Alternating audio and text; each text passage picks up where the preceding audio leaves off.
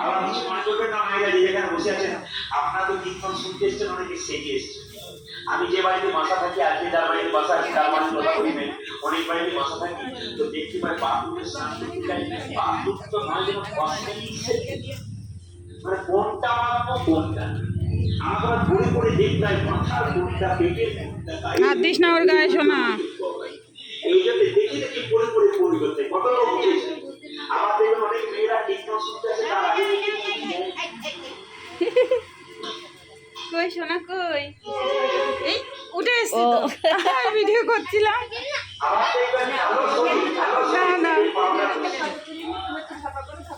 লক্ষ্মী নারায়ণ দেবকে স্বামী বলে তোমার রংটা পছন্দ হলো না,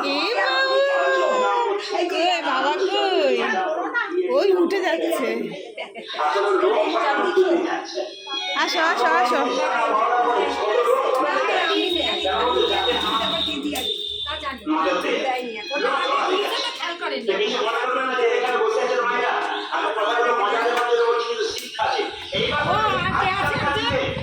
শাস্ত্র বলছে, আর স্মৃতি শাস্ত্র বলছে নম্র অবস্থায় থাকতে নাই।